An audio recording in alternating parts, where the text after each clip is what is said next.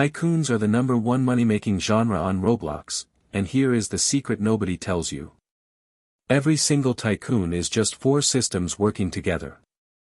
A dropper, a conveyor, a collector, and buy buttons. Wire those 4 up and you can build any tycoon in Roblox. Let's build the core loop. Quick, honest heads up before we write any luau. If you want the finished version, every dropper, button, and a cache system fully scripted and ready to drop into Roblox Studio, that is my Roblox Pro Tycoon Kit. $24, completely optional, link in the description. That is the whole pitch. Now let's build a Roblox Tycoon from scratch. So what actually is a Roblox Tycoon? Strip away the theme, the pizza shop, the lumber yard, the candy factory, and every tycoon runs the exact same loop. System 1 is the dropper. It spawns a little part worth some cash, over and over, on a timer. System 2 is the conveyor. It is a moving belt that pushes those cash parts along toward a collector. System 3 is the collector. When a cash part touches it, it reads how much that part is worth, adds it to your money, and deletes the part. System 4 is the buy button. You walk up, it checks if you can afford it, takes your cash, and unlocks the next piece of your tycoon, which usually means another dropper. That is the whole engine.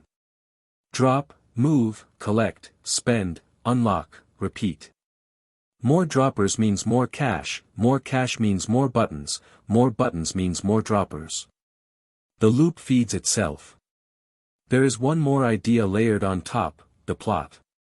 In most tycoons, each player claims their own base when they join, and everything they build lives on that plot.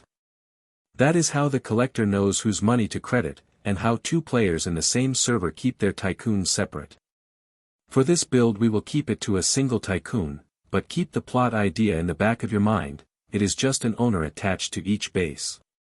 And one rule underlines every one of these systems, all of it runs on the server, in a script, never in a local script.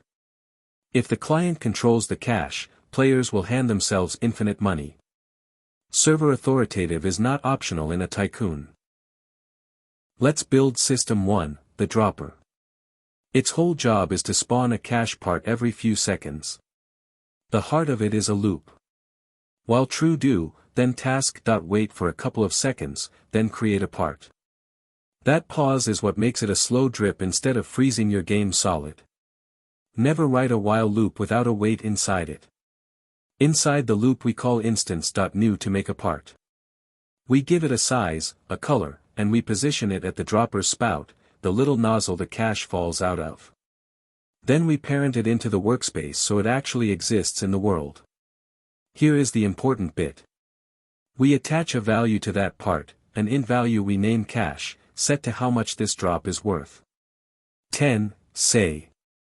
That number travels with the part. When the collector grabs it later, it just reads this value. A better dropper drops a more valuable part. That is your whole upgrade path in one number. Now, one thing that will quietly wreck your game if you skip it. What happens to drops nobody collects? They pile up. 100, 1,000 parts sitting in the world, and your game starts to lag. So give every drop a lifespan. The debris service does this in one line, debris, add item, the part, and a number of seconds. After that time, if it has not been collected, Roblox deletes it automatically. Clean world, steady frame rate. And that is a working dropper. It sits there, and every 2 seconds it coughs up a green part worth 10 cash. Now we need to move those parts somewhere useful. System 2, the conveyor.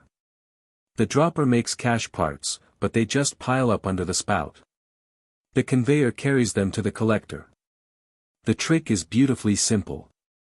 A conveyor is an anchored part, and you set its assembly linear velocity. Even though the part itself never moves, it is anchored. Roblox treats its surface as if it is sliding. Anything resting on top gets dragged along in that direction. It is a treadmill. So we grab the conveyor part, make sure it is anchored, and set AssemblyLinearVelocity to a vector pointing down the belt. Something like 0, 0, -12. Bigger numbers, faster belt. One quick note: if you are following an older tutorial, you will see them set a property just called velocity. That is the legacy version of the same idea. It still works, but it is deprecated now. AssemblyLinearVelocity is the modern name. Same treadmill, newer label. A couple of things that trip people up. The direction is a world space vector, so if your belt faces a different way, you change which axis you push on, X for one direction, Z for another.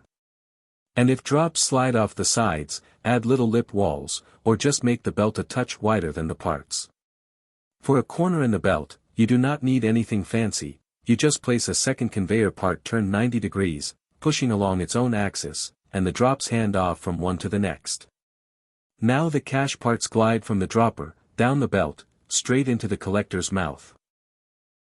System 3, the collector, and this is where cash parts turn into actual money. But first we need somewhere to store that money, and that is leaderstats. Leaderstats is a specific thing in Roblox. When a player joins, you make a folder named exactly leaderstats and parent it to the player.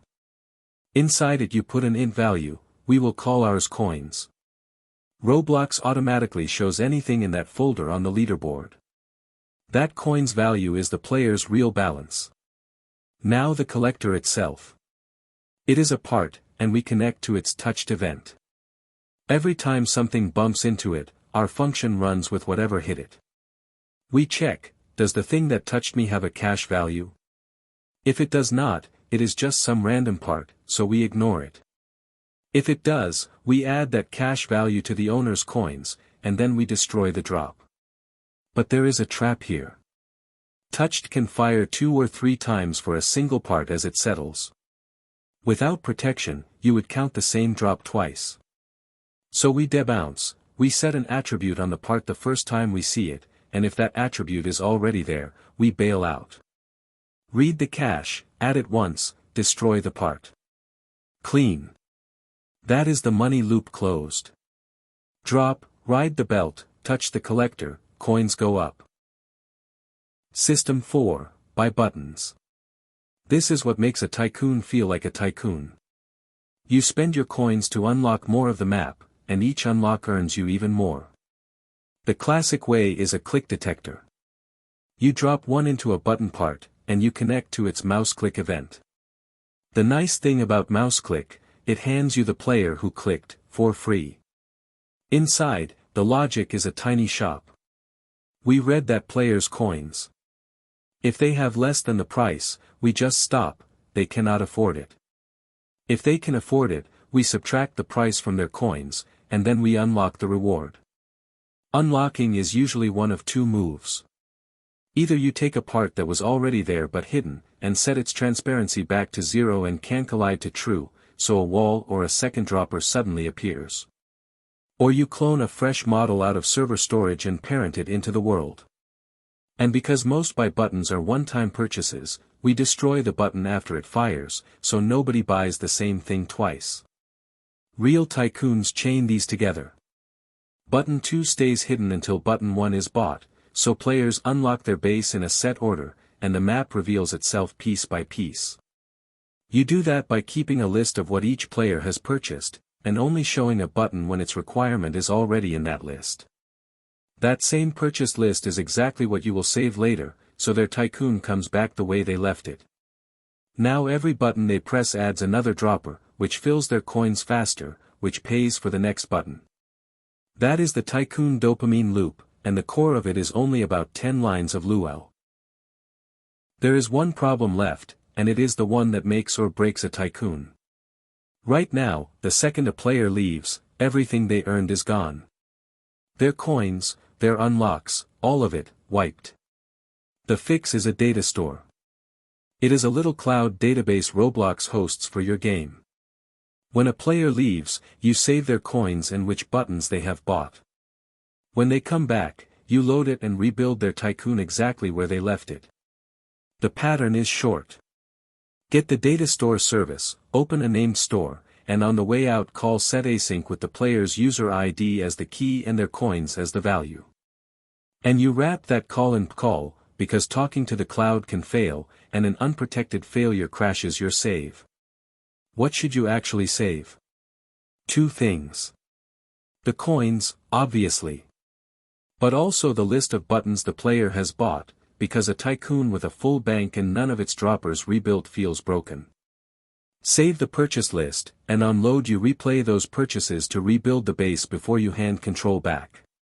And a couple of hard-won rules. Save when the player leaves, on player removing, but also on a timer every minute or so, because players crash and player removing never fires. And handle the server shutting down with bind to close, or everyone in a closing server loses their last few minutes. Now, saving a tycoon properly, those autosave loops, the shutdown save, retries when the cloud hiccups, that is a whole topic on its own. I have a full DataStore video that does exactly that, and I will link it at the end. For now, just know, the tycoon is not finished until it saves. And saving happens on the server, never the client. And that is a Roblox Tycoon, 4 systems and a save. A dropper spawns cache parts on a loop. A conveyor rides them down with AssemblyLinearVelocity. A collector reads the cache value, adds it to leaderstats coins, and debounces so it only counts once.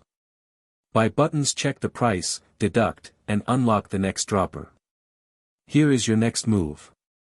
The full written guide is linked below, with every snippet, plots, game passes, and rebirths included. And if you want the whole thing already scripted and drop-in ready, the Roblox Pro Tycoon Kit is $24 in the description. Watch next, the DataStore video, so your players never lose their tycoon. Subscribe for more Roblox scripting. Now go build your empire.